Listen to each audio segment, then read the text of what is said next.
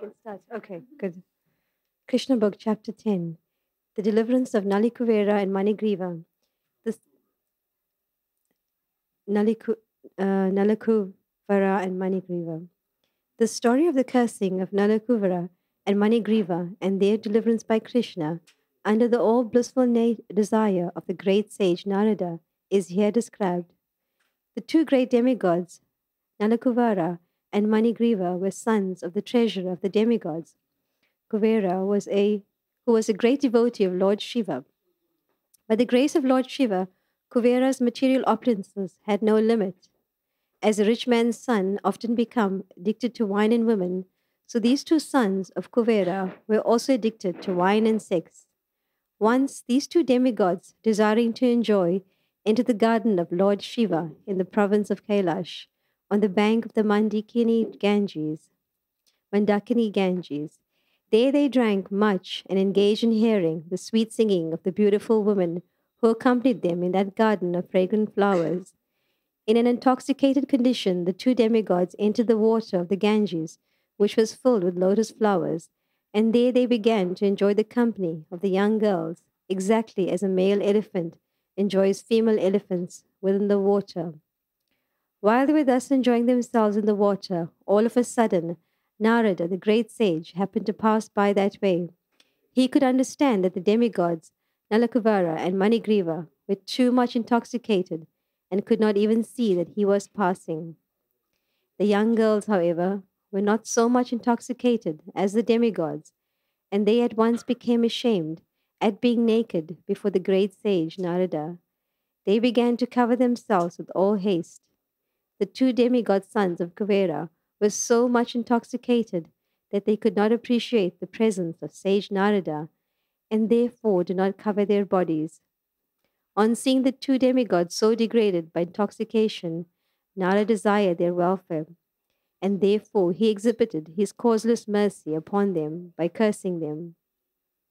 Because the great sage was compassionate upon them, he wanted to finish their false enjoyment of intoxication and association with young girls, and wanted them to see Lord Krishna face to face. He conceived of cursing them as follows. He said that their attraction for material enjoyment is due to an increase of the mode of passion. A person in the material world, when favored by the material opulence of riches, generally becomes addicted to three things: intoxication, sex, and gambling. Materially opulent men, being puffed up with accumulation of wealth, also become so merciless that they indulge in killing animals by opening slaughterhouses, and they think that they themselves will never die. Such foolish persons, forgetting the laws of nature, become overly infatuated with the body. They forget that the material body, even though very much advanced in civilization, up to the position of the demigods, will finally turn into ashes or stool. And while one is living, whatever the external condition of the body may be, within there is only stool, urine, and various kinds of worms. Thus, being engaged in jealousy and violence to other bodies, materialists cannot understand the ultimate goal of life, and without knowing this goal of life, they generally glide down to a hellish condition in their next life. Such foolish persons commit all kinds of sinful activities on account of the temporary body, and they are even unable to consider whether the body actually belongs to them. Generally, it is said that the body belongs to the persons who feed it. One might therefore consider whether the body belongs to one personally or to the master to whom one renders service. The master of slaves claims full right to the bodies of the slaves because the master feeds the slaves. It may also be questioned whether the body belongs to the father, who is the seed-giving master of the body, or to the mother who develops the child's body in her womb. Foolish persons are engaged in committing all sorts of sins due to the misconception of identifying the material body with the self. But one should be intelligent enough to understand to whom the body belongs. A foolish person indulges in killing animals to maintain the body, but he does not consider whether the body belongs to him or to his father or mother or maternal grandfather. Sometimes the father gives his daughter in charity to a person with a view of getting back the daughter's child as a son. The body may also belong to a stronger man who forces it to work for him. Sometimes a slave's body is sold to a master, and from that day on, the body belongs to the master. And at the end of life, the body belongs to the fire because the body is given to the fire and burned to ashes. Or the body is thrown into the street to be eaten by the dogs and vultures. Before committing all kinds of sins to maintain the body, one should understand to whom the body belongs. Ultimately, it is concluded that the body is a product of material nature, and at the end, it merges into material nature. Therefore, the conclusion should be that the body belongs to the material nature. One should not wrongly think that the body belongs to him. To maintain a false possession, why should one indulge in killing? Why should one kill innocent animals to maintain the body? When a man is infatuated with the false prestige of opulence, he does not care for any moral instruction, but indulges in wine, women, animal killing. In such circumstances, a poverty stricken man is often better situated because a poor man thinks of himself in relation to other bodies. A poor man often does not wish to inflict injuries upon other bodies because he can understand more readily that when he himself is injured, he feels pain.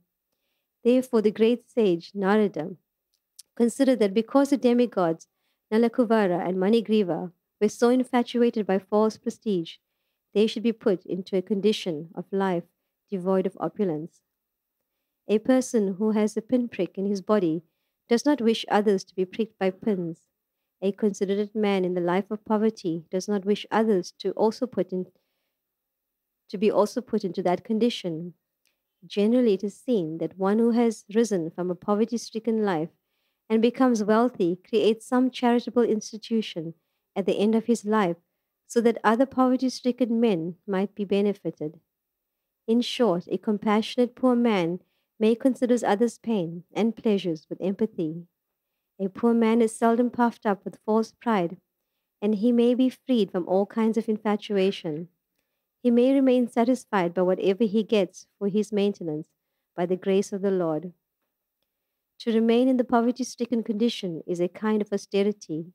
According to Vedic culture, therefore, the Brahmanas, as a matter of routine, keep themselves in a poverty stricken condition to save themselves from the false prestige of material opulence. False prestige due to advancement of material prosperity is a great impediment for spiritual emancipation. A poverty stricken man cannot become unnaturally fat by eating more and more. And on account of not being able to eat more than he requires, his senses are not very turbulent. When the senses are not very turbulent, he cannot become violent. Another advantage of poverty is that a saintly person can easily enter a poor man's house, and thus the poor man can take advantage of the saintly person's association. A very opulent man does not allow anyone to enter his house. Therefore, the saintly person cannot enter. According to the Vedic system, a saintly person takes the position of a mendicant, so that on the plea of begging something from the householder, he can enter any house. The householder who has usually forgotten everything about spiritual advancement because he is busy maintaining family affairs can be benefited by the association of a saintly person. There is a great chance for the poor man to become liberated through association with a saint. Of what use are persons who are puffed up with material opulence and prestige if they are bereft of the association of saintly persons and devotees of the Supreme Personality of Godhead? The great sage Narada therefore thought that it was his duty to put those demigods into a condition where they could not be falsely proud of their material opulence and prestige. Narada was compassionate and wanted to save them from their fallen life. They were in the mode of darkness, and being therefore unable to control their senses, they were addicted to sex life. It was the duty of a saintly person like Narada to save them from their abominable condition. In animal life, the animal has no sense to understand that he is naked.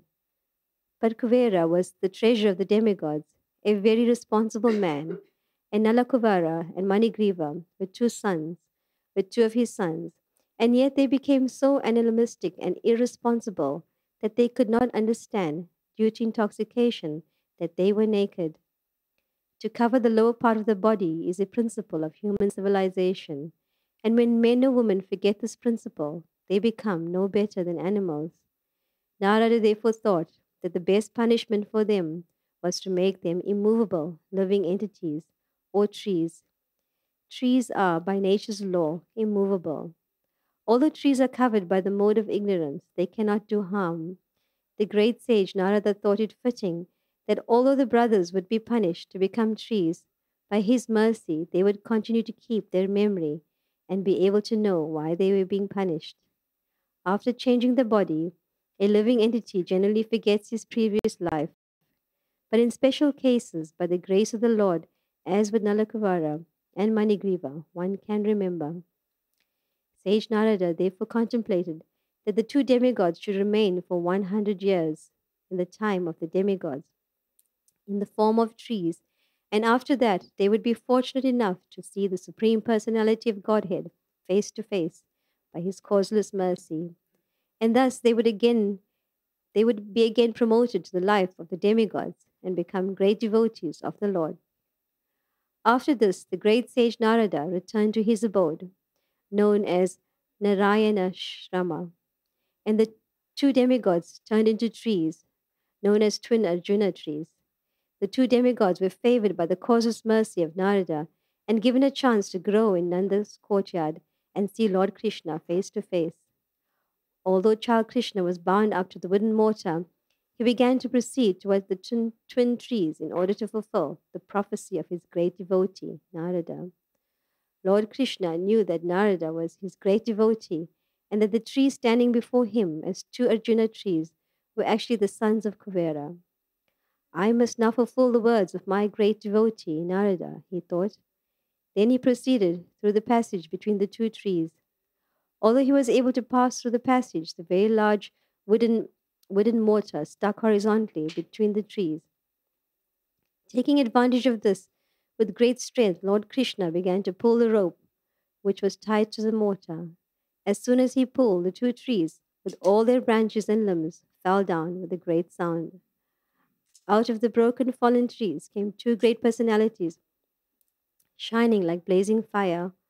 All sides became illuminated and beautiful by their presence. The two purified personalities immediately came before child Krishna and bowed down to offer their respects and prayers in the following words. Dear Lord Krishna, you are the original personality of Godhead, master of all mystic powers. Learned Brahmanas know very well that this cosmic manifestation is an expansion of your potencies, which are sometimes manifest and sometimes unmanifest. You are the original provider of the life, body, and senses of all living entities. You are the eternal God, Lord Vishnu, who is all-pervading, the imperishable controller of everything, and you are eternal time. You are the original source of the cosmic manifestation, which is acting under the spell of the three modes of material nature, goodness, passion, and ignorance. You are living as a supersoul in all the multi-forms of living entities, and you know very well what is going on within their bodies and minds. Therefore, you are the supreme director of all activities of all living entities.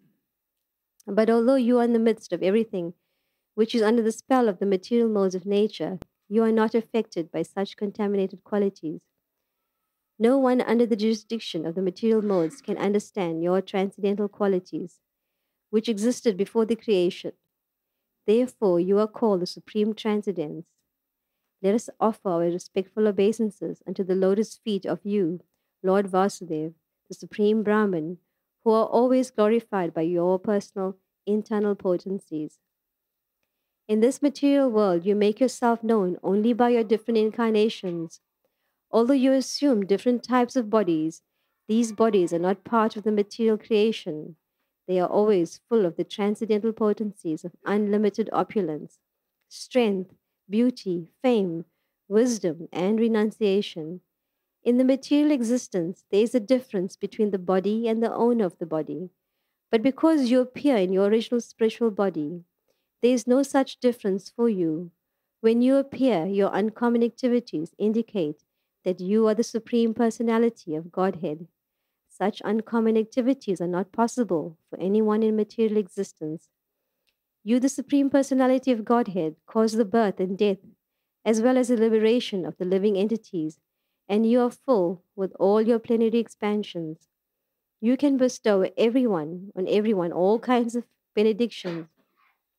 O Lord, O source of all auspiciousness and goodness, we offer our respectful obeisances unto you.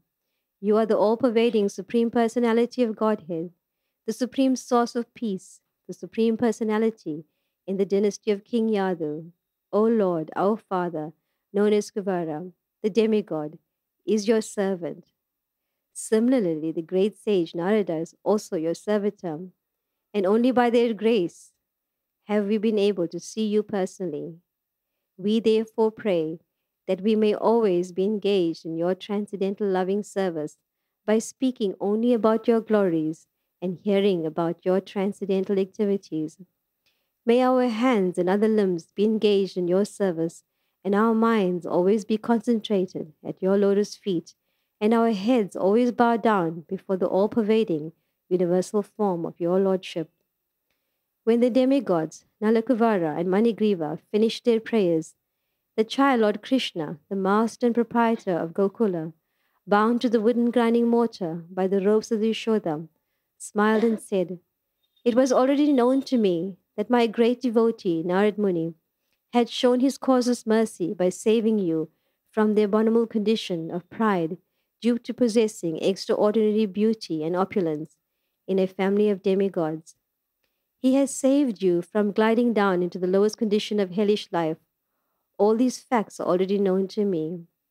You are very fortunate because not only were you cursed by him, but you had the great opportunity to see him. If someone is able by chance to see face to face a great saintly person like Narada, who is always serene and merciful to everyone, then immediately that conditioned soul becomes liberated. This is exactly like being situated in the full light of the sun. There cannot be any visionary impediment. Therefore, O Nalakuvara and Manigriva, your lives have now become successful because you have developed ecstatic love for me. This is your last birth within material existence. Now you can go back to your father's residence in the heavenly planets, and by remaining in the attitude of devotional service, you will be liberated in this very life." After this, the demigods circumambulated the Lord many times and bowed down before him again and again, and thus they left. The Lord remained bound up with ropes to the grinding mortar. Thus ends the Bhaktivedanta purport, the 10th chapter of Krishna, the deliverance of Nalikavara and Manigriva. Thank you very much.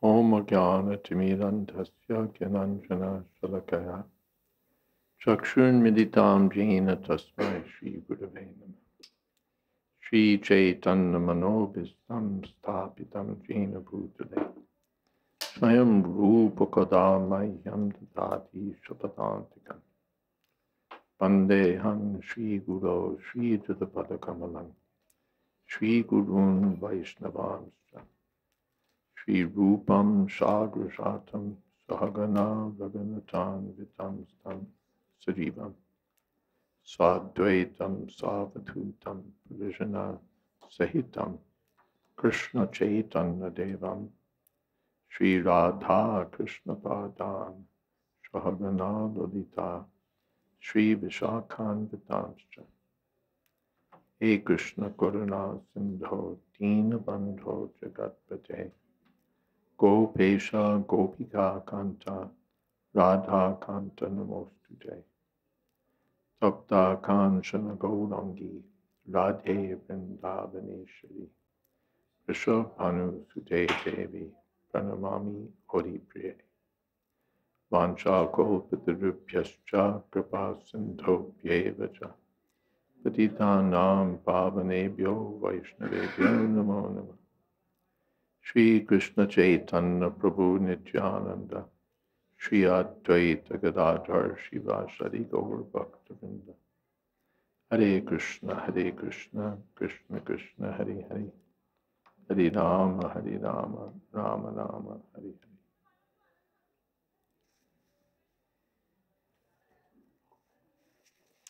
Krishna, Krishna.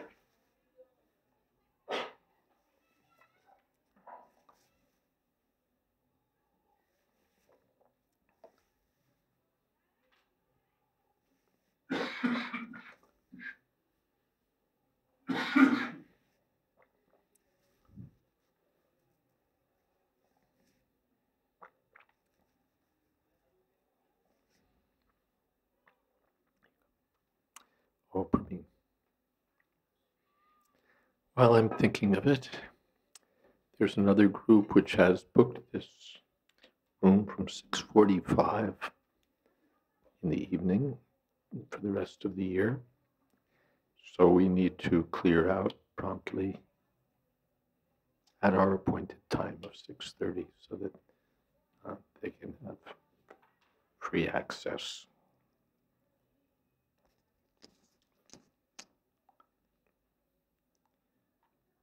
Now,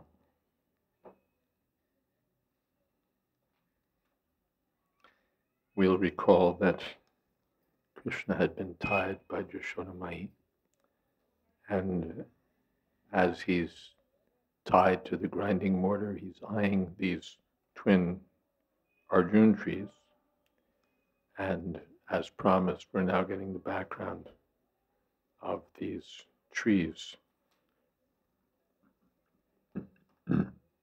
They'd been,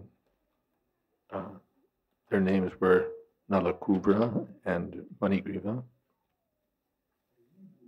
Thank you.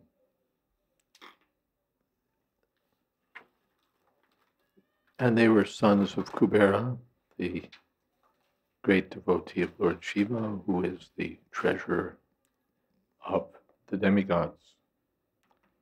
And so they had limitless opulence. Like many rich men's sons today, we have multimillionaires whose sons have whatever they want, basically. So they were like that. And also typical for rich men's sons, well, what are we going to do? So intoxicants, women, meat eating, gambling.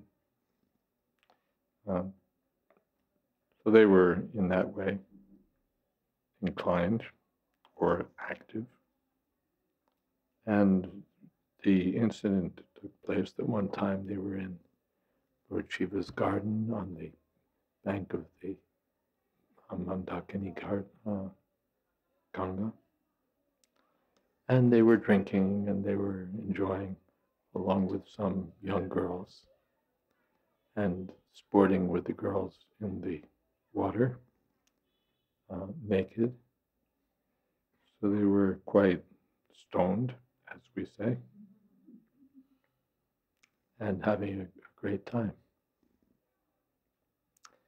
And then Narada happened to pass that way, and the girls could see, oh, Narada Muni has come, so they hastily covered themselves. But Nalakuvara and Manigriva were so bombed that they didn't even, they thought, why should we cover? They didn't bother. So then Narada Muni became compassionate to them. I'd said yesterday he became angry, but here it says he became compassionate to them. And Prabhupada gives some depiction, I suppose it's in the text, of what happens by opulence. Bhogaishwarya prasaktanam taya parita chetasam yavasayatmaka buddhi samado navidhiyate. One can't be Krishna conscious when he's carried away by opulence and enjoyment. So one becomes proud, puffed up, as Prabhupada puts it, I have so much money, I have so much of this and that. And they kill animals, and they become over infatuated with the body. And then Prabhupada describes the body that they're infatuated with. Even if one is advanced to the point of being a demigod, the body is going to turn to ashes or stool. And while we're alive, we're walking around with this contraption which has inside of it stool and urine and what other nice things are mentioned here. Various kinds of worms. And one becomes envious of other living beings. What is that?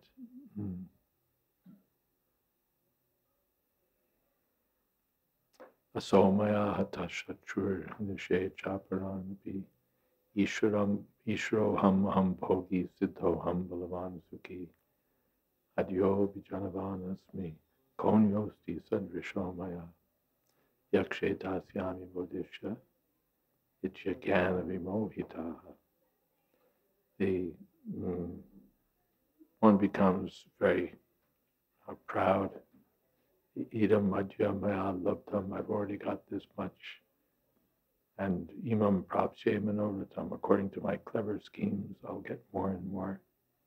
Idam astidam apime bhavishyati punardhanam. I've already murdered the competition, and I'll kill others also who dare to compete with me. Ishroham, I'm in control. Ham bhogi, I'm the enjoyer. Siddhoham balavan sukhi, I'm perfect. Powerful, happy. Adyo vijanavanasmi, I'm surrounded by aristocratic family members. If I get in any trouble, I'll have my dad call the chief of police. I'll have my dad call the State Department. Konyosti sadrishomaya, who else is there like me? I'll perform sacrifices, I'll give charity. Yakshe dasyami modisha, this way I'll enjoy. Ityagana vimohita, in this way one is perfectly bewildered by ignorance. They don't consider who owns the body. They think, of course, they think they are the body, but their body is owned by, doesn't belong to them.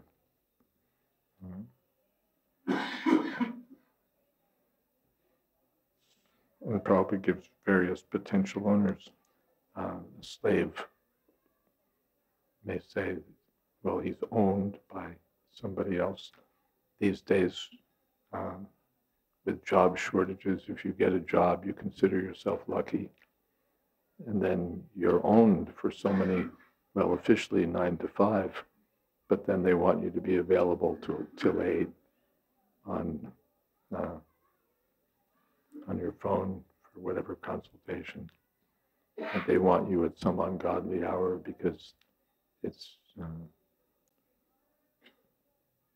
because 7 time zones away, other people are awake. So you're owned practically, and if you like, you can quit, but then you'll lose everything, and we have 20 guys ready to take your place. So the body belongs to the people who feed it, or to the master to whom one renders service. If you're in the army, your body belongs to the army. They can send you wherever they want. Or your body belongs to the father because he gave the seed, or the mother because she nourishes it. And finally, sometimes to the maternal grandfather who gives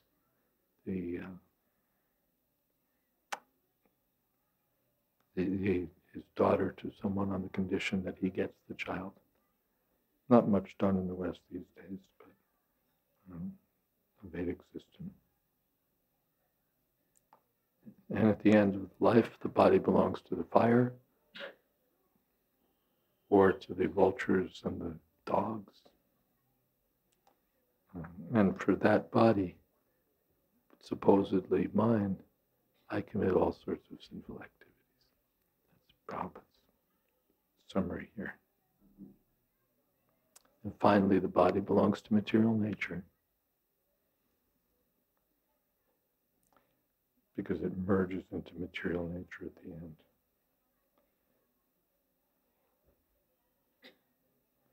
Prabhupada says that when one is infatuated by the false prestige coming from opulence, he doesn't care for any moral instructions.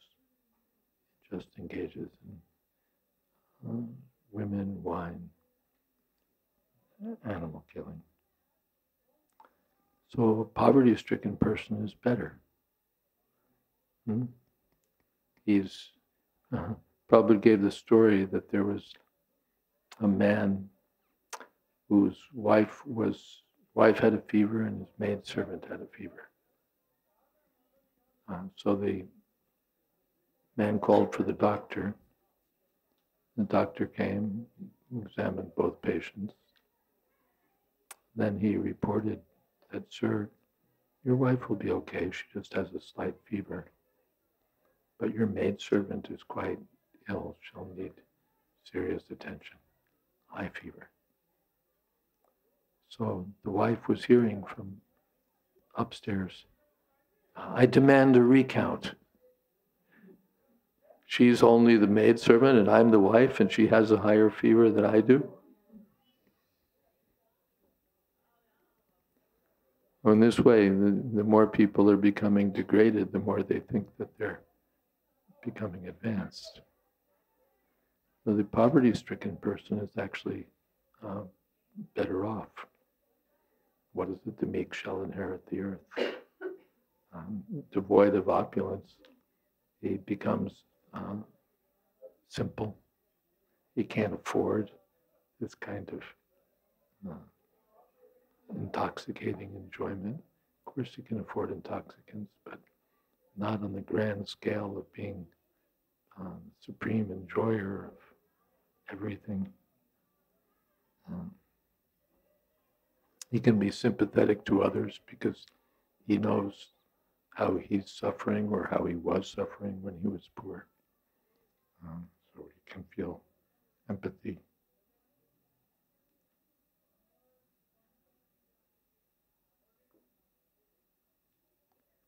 And he generally, if he gets something, he's all right.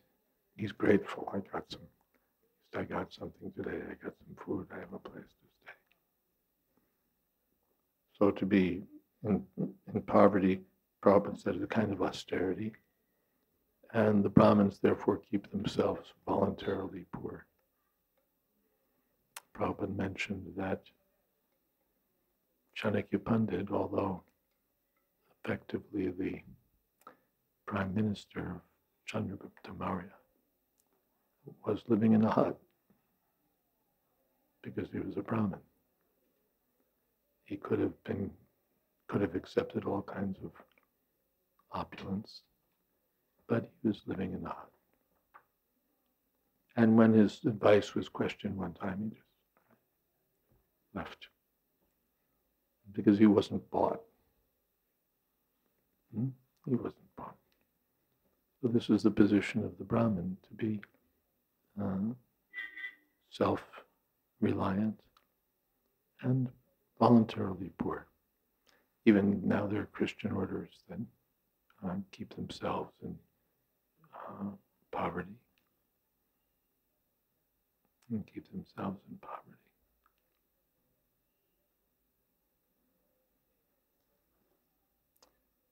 As a voluntary austerity.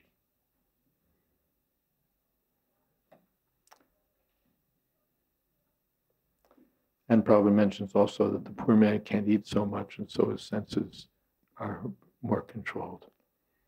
The rich man goes on eating more and more opulent food, and his senses become more and more agitated. But the poor man live simply. And also the rich man keeps everyone out. He's got guards at the door. He lives in a luxury apartment where there's security forces are there screening everyone. No beggars allowed. But a poor man can't afford that kind of thing. Anyone can come to his house. So the saintly people come. And the saintly people have no access to the big wealthy men.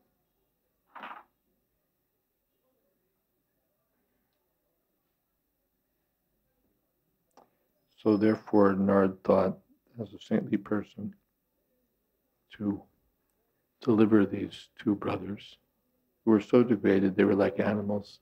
The animals don't cover their lower parts of their bodies. And Nalakuvara and Manigriva had come to that point. So Narada thought, all right, trees.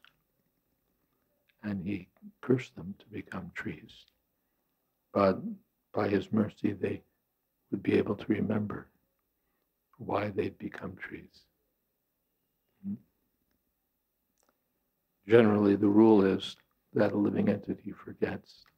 The third canto, it's mentioned that the pains of birth are so intense that even though the child in the womb might remember his previous lives, on coming out, he forgets everything. But sometimes someone may remember. Jayadvaita was able to remember. And Nalakuvara and Manigriva, living as trees, could remember.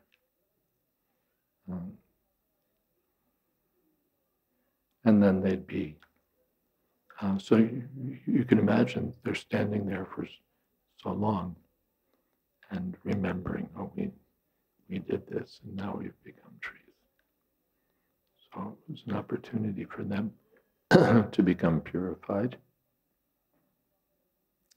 Then Narada went back to his ashram. The demigod stood there as Arjun trees in the courtyard of Nanda Maharaj.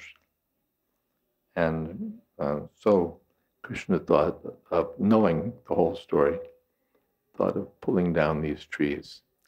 He crawled between the trees. The mortar became stuck between them. Krishna tugged on the rope, and the trees fell. And Nalakuvara and Manigriva, now purified, came out in beautiful, luminous persons and offered prayers to the Lord, glorifying him as the Supreme Personality of Godhead.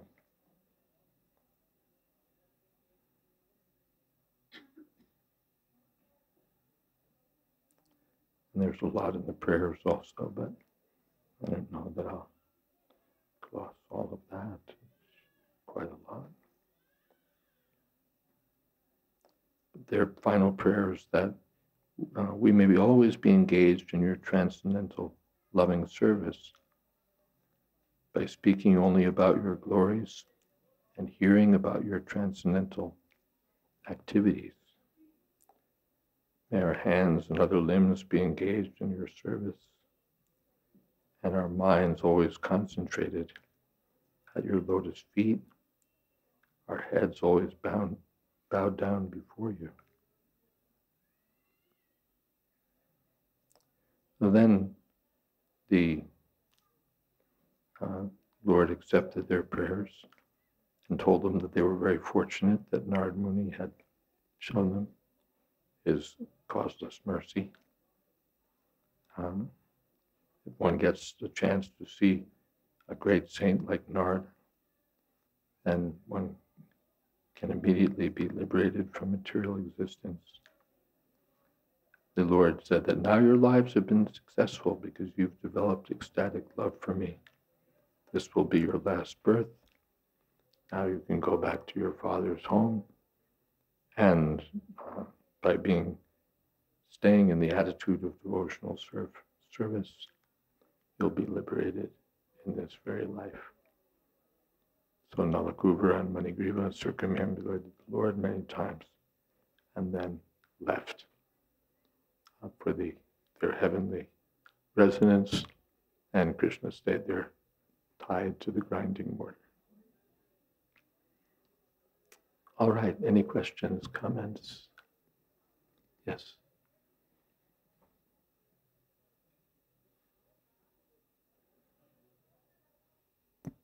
Hare Krishna Maharaj. Maharaj, we see a lot of change of this two sons of this Daksha because of the long punishment or because we mostly hear in the Bhagavatam that change can only be happen by devotional service, not by punishment. Even Parishad Maharaj asked Shukdev Goswami also this question.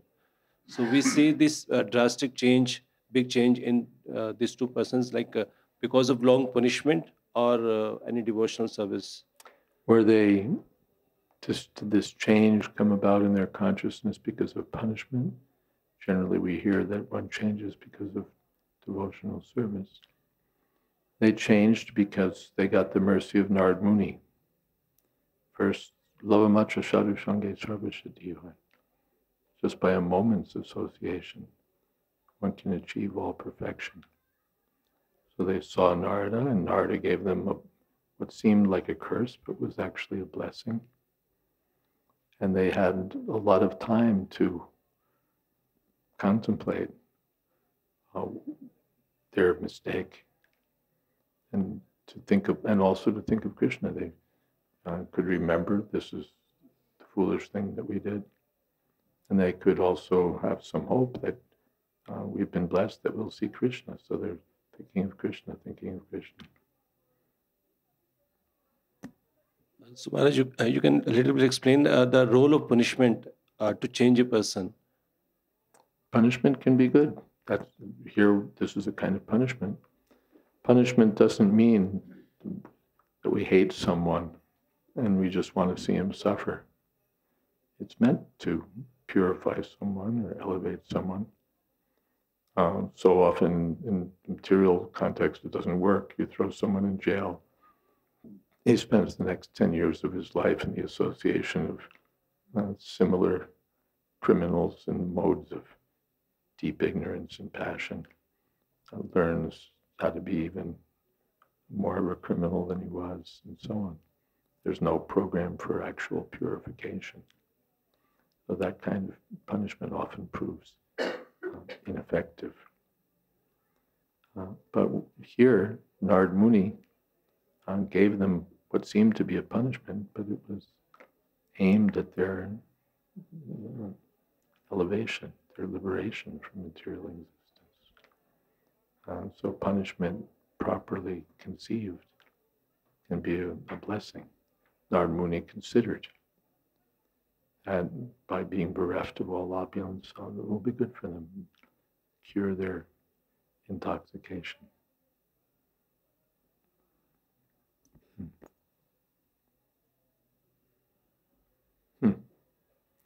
What seems like punishment can actually be just like the doctor says you have to fast for 3 days. That's punishment. No, actually, it's a blessing that you'll be cured of your disease. Something else? Yes.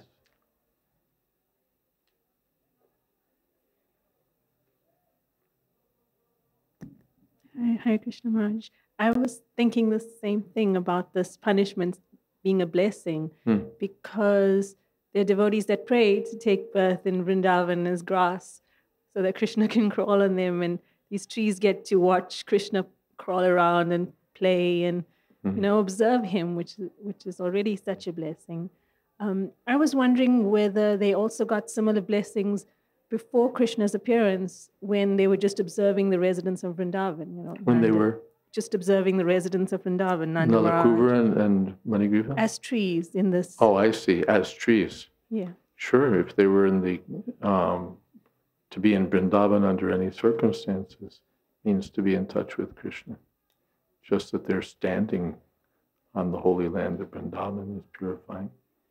And then they're in the courtyard of Nanda Maharaj.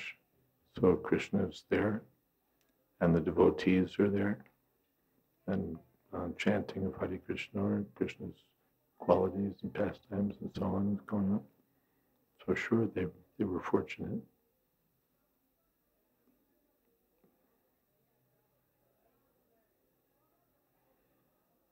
Yeah.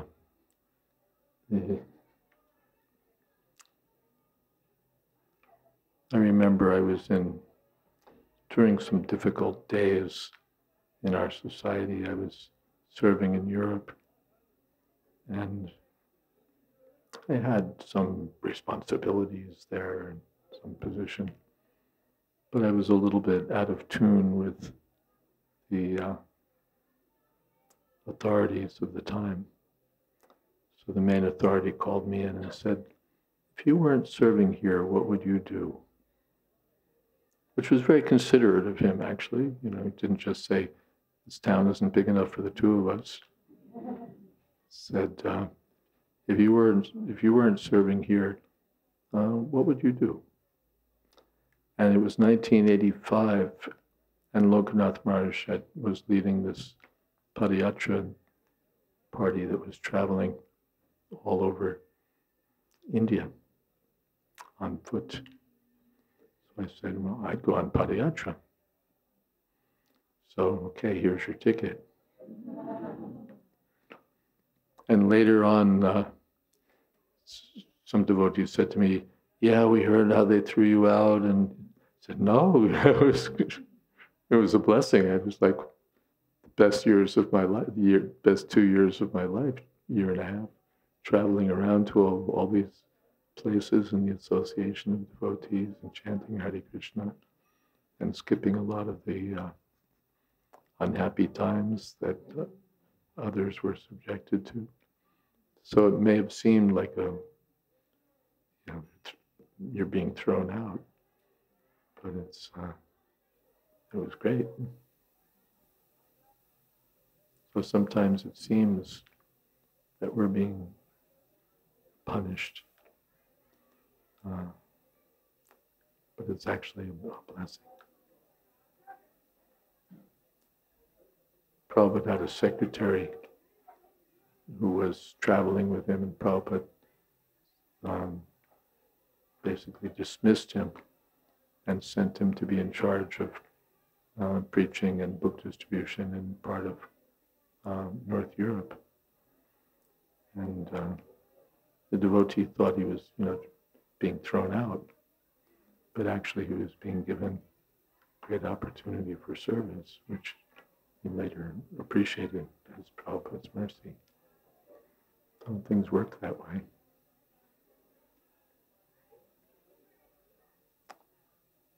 Yeah, Gopinath.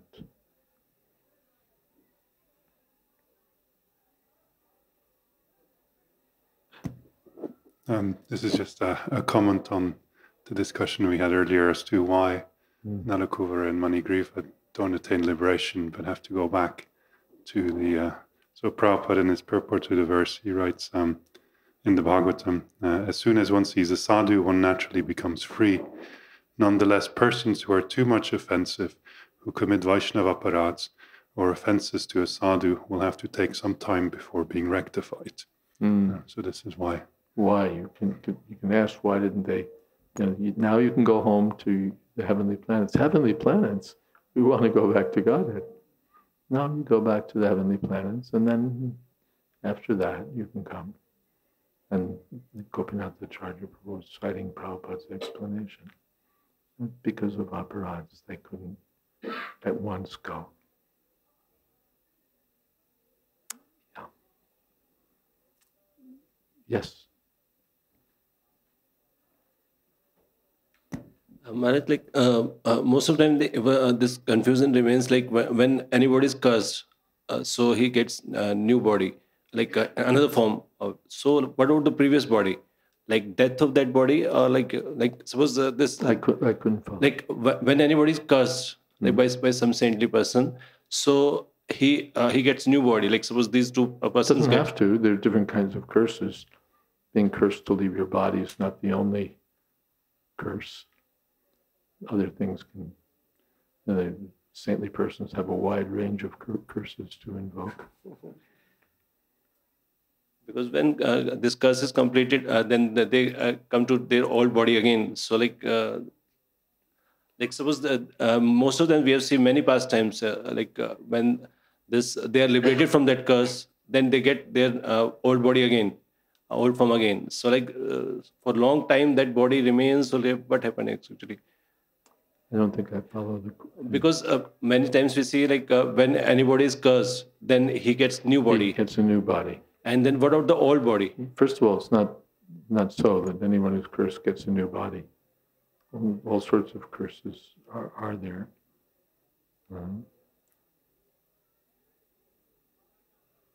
Not only that, but okay, he gets a new body. So then what happens to the old body? Old body is finished. And then you can get a new body like the old one. That can be. But not like they're keeping the old body on ice somewhere till your punishment is over. No, not necessary. Maharaj, one more question is about this memory. Memory we see most of the time we hear after death. Death means end of all memories of that life. So, but we see many pastimes are there when Krishna liberate them from that cursed position, and they immediately remember they tell about old story how they are cursed. So, in every case, when anybody is cursed, the memory remains. No, curse doesn't mean that automatically you remember everything, but that's a blessing. Narada gave them the blessing that they would remember. Jayadvaita got the blessing that he would remember.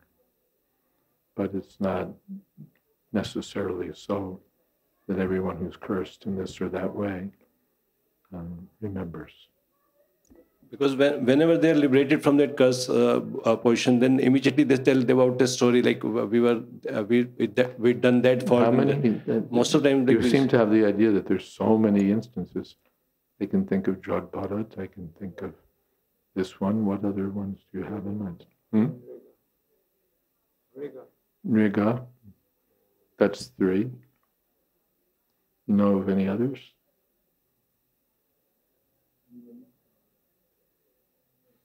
One crocodile was there from Chaitanya Mahaprabhu when touched, what was his name? Junior Haridas? No, Mahaprabhu went touched his feet on that crocodile and immediately he was a demigod. What's his name?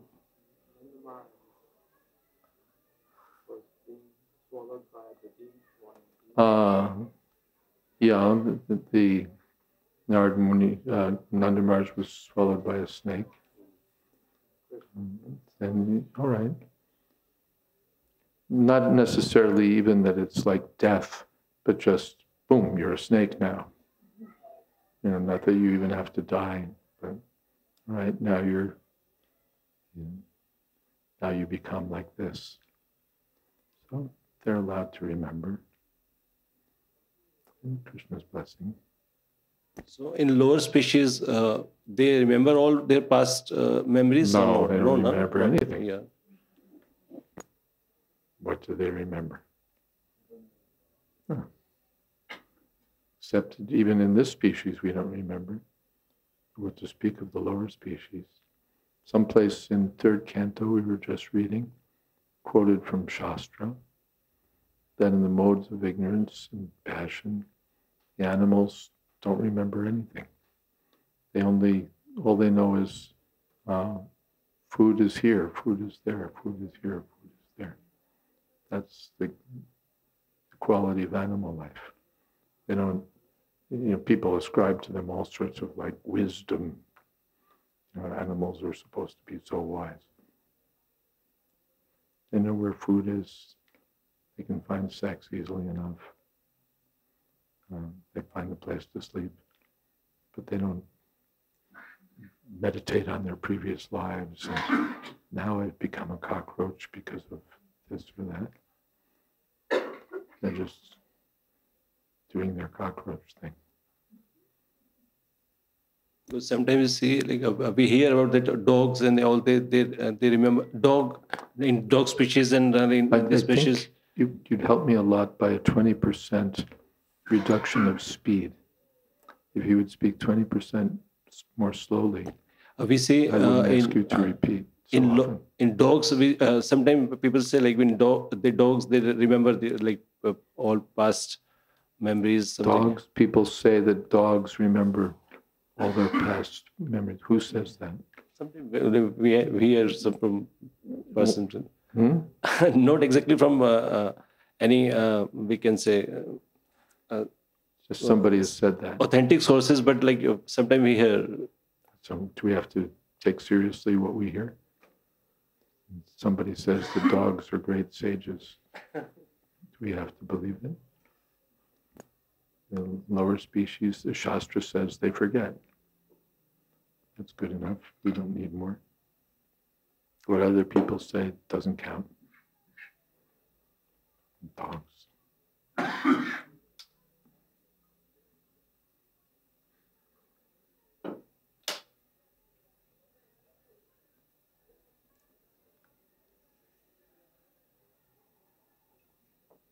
They remember where they've buried bones.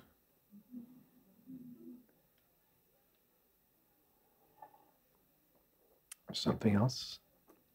Yes.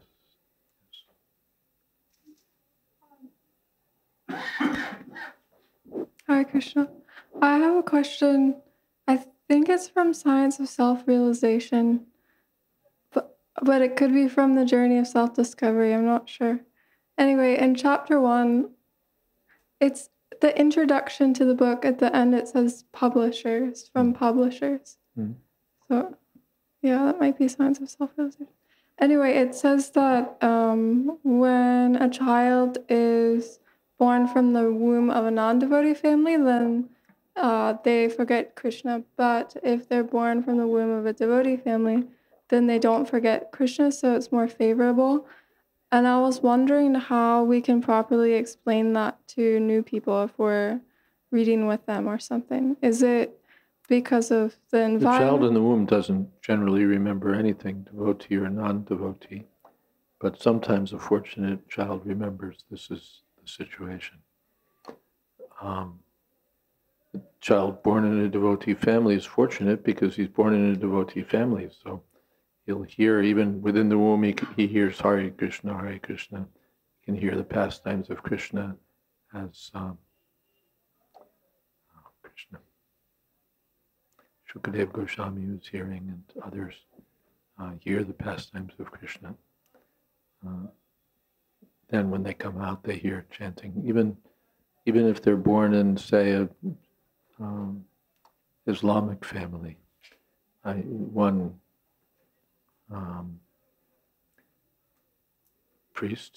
Muslim priest was telling me that we believe that from the breast of the mother, the child should hear the name of Bismillah. From the very beginning, he should hear the name of God. And if he's born in an atheist family or an atheistic country, he should never hear anything about this nonsense except to hear it disparaged and proven foolish. So according to karma, one may be born, and even we see materially, someone's born in a judge's family, he has a good opportunity to become a judge. Someone's born in this or that family gets what you get in the family. If you're born in a poor man's family in a hut somewhere, you get that kind of environment, that kind of life.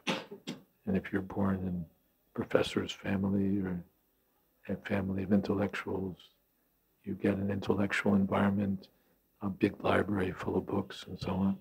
So what is the difficulty to understand? Okay, so if I understood you correctly, like either way, usually, even if they're born from the womb of a devotee, they're going to forget Krishna, but Krishna will be present in that environment through... In the 6th chapter, Labhate Purvadehikam, automatically he becomes attracted. Doesn't matter, he may have forgotten. Just like we see the kirtan party comes through the street and so many people are passing by, but some little kid is tugging on the hand of his mother or father. He wants to go be near the kirtan party. And why? What so? By good fortune from his previous life. Or someone's just immediately attracted by the books, immediately attracted by the devotees. The word avasha, helplessly, automatically he's attracted. Or sometimes we see that someone he just doesn't feel inclined to material life. It's like, I don't get it. Why are they all doing this and this and this and this? Can't understand it. And it's good fortune from his previous life. So the attraction is stimulated from the time of birth. Mm-hmm. That attraction is like stimulated from the time of birth, like whenever. It comes out when he's 6, or it comes out when he's 12, or it comes out at some point. But it's revived from his previous life. Okay, thank you. Mm-hmm.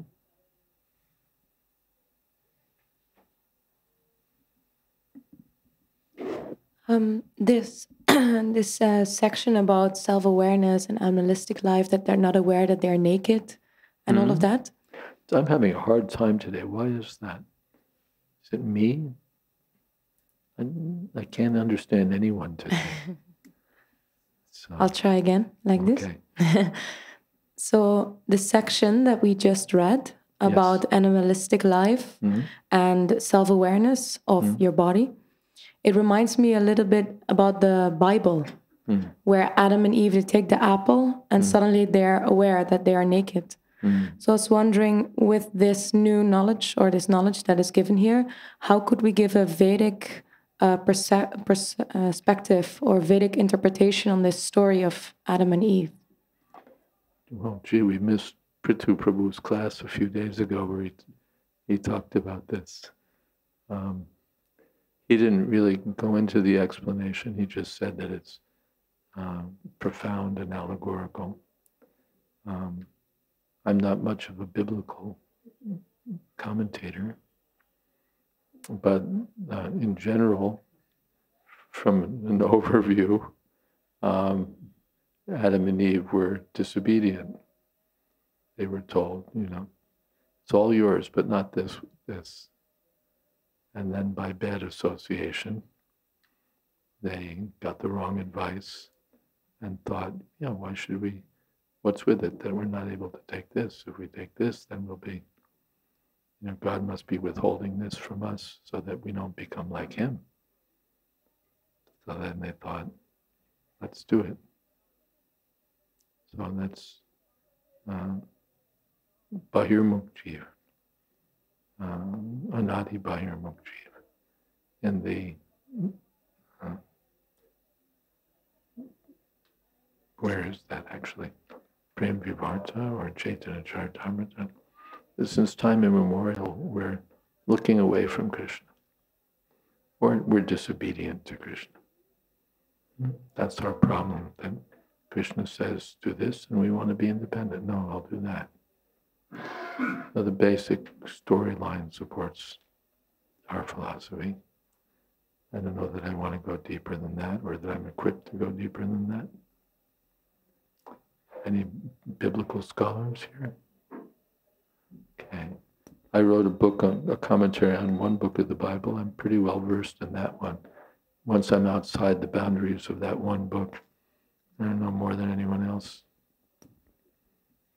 So if we read the Bhagavatam, we can read it also as an analogy, or we can read it as absolute. There are different ways of seeing the story. Well, there's all sorts of ways of reading it, some of them better than others. Yeah. Srila Prabhupada, some things are explicitly allegorical. The Puranjana history is explicitly allegorical. And there are other places, the forest of material enjoyment, explicitly allegorical. Where it's not explicitly allegorical, Srila Prabhupada generally takes it as literal. That this is what the Bhagavatam says, we take it as history. Because you said the Bible, that story, it's allegorical. How do we know that? That's what Prithu Prabhu said. Oh, okay. I'm just Sri Prithu Vacha, I'm just repeating. Okay.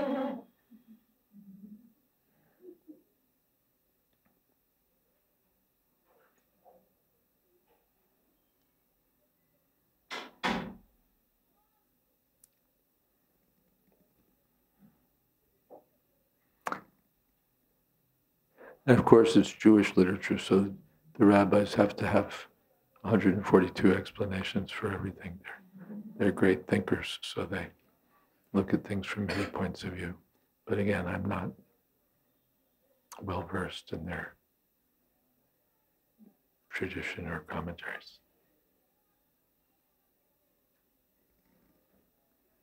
Okay, we are at 20 after, and as mentioned, we need to be fastidious about being out of here by about 6:30, so that the next group can have the room at 6:45. So we'll stop here, and we'll carry on tomorrow. Thank you all very much. Hare Krishna.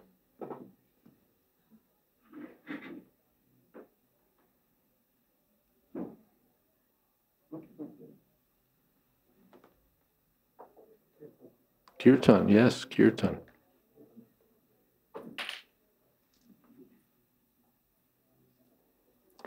Kirtaniya Sada. Okay, and amidst all these many things, where did my little bottle go?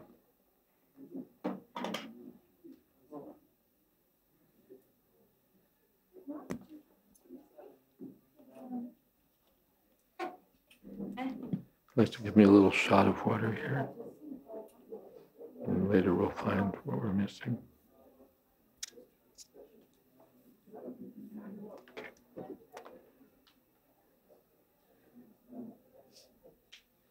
Whoever. Namo Vishnu Padaya Krishna Prishtaya Bhutale Srimati Bhakti Vedanta Swami Iti Namine Namo Vishnu Padaya Krishna Prishtaya Bhutale Srimate Bhakti Vedanta Swami Iti Namine. Namaste Saraswati Deve Gauravani Pracharine Nirvishesha Sunyavani Paschachare Shatarine.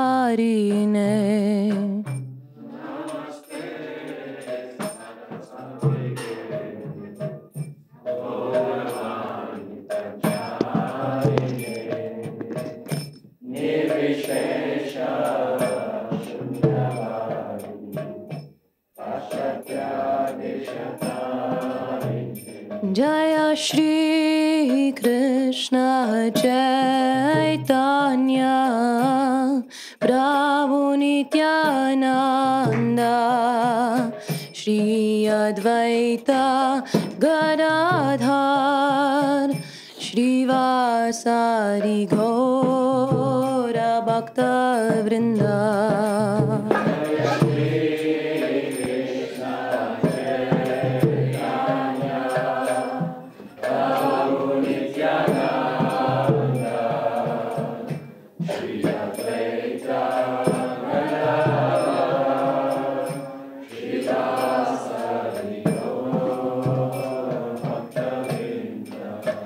Jaya Shri Krishna Chaitanya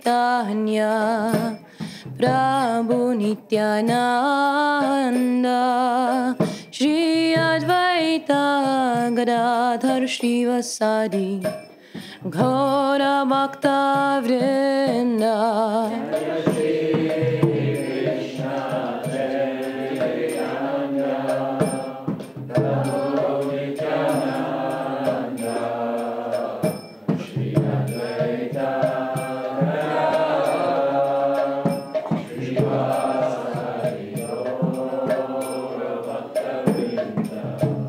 Hare Krishna,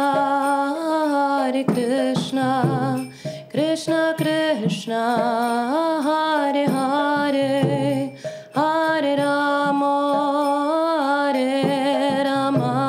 Rama Rama, Hare Hare.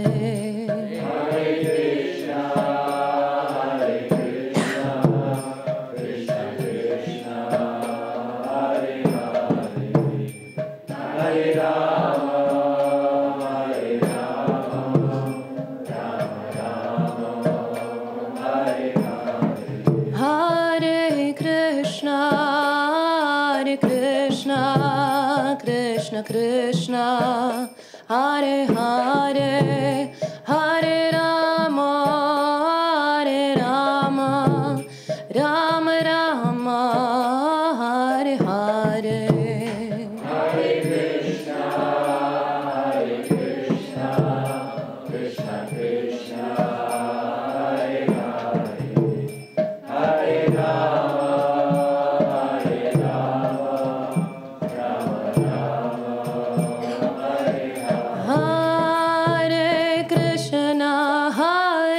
Krishna, Krishna Krishna, Hare Hare, Hare Rama,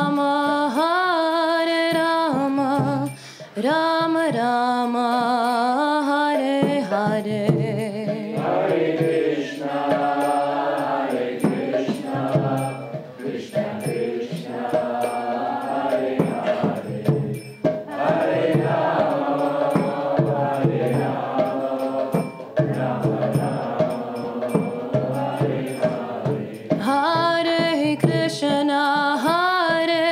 Krishna, Krishna Krishna, Hare Hare, Hare Rama, Rama Rama, Hare Hare.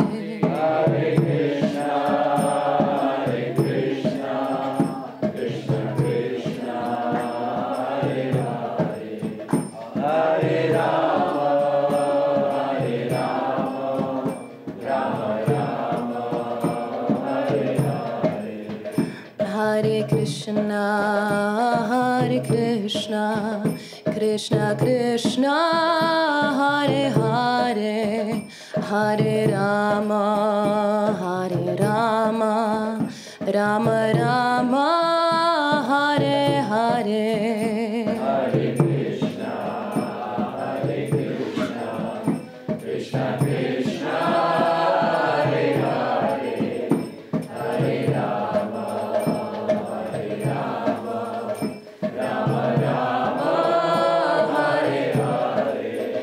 Hare Krishna,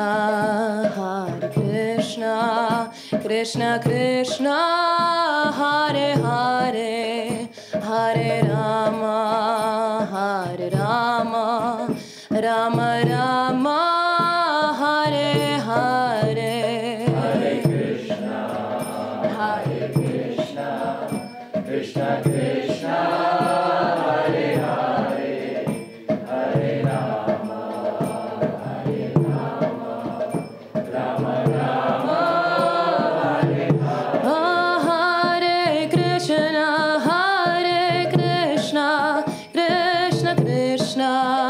Hare Hare, Hare Rama,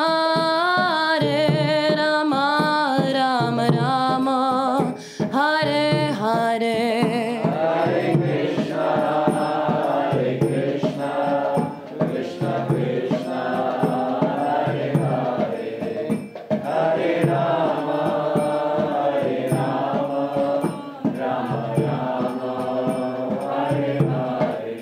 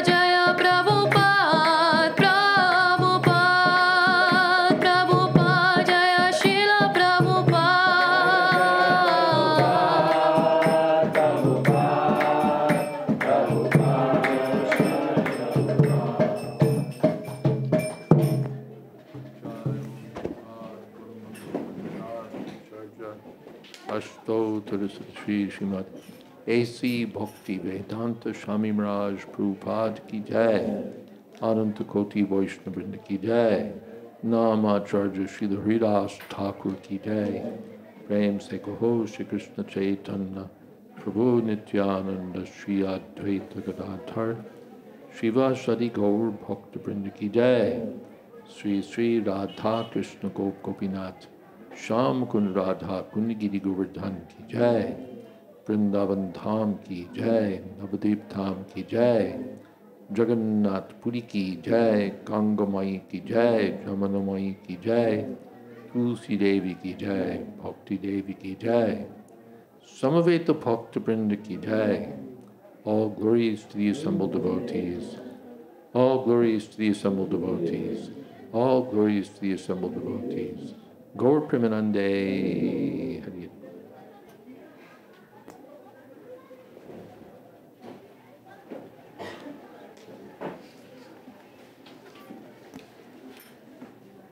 And you're leaving tomorrow, yeah? Gopinath Acharya and Rup Sanatan are back to Europe tomorrow, so we wish them a good journey. Hare Krishna. And you're also going tomorrow. Okay. Well, we wish you a good journey. Hare Krishna. And thank you for attending well here. And you're coming back. And they're also coming back. So we're all coming back. Hare Krishna. And they'll remember when they were last here.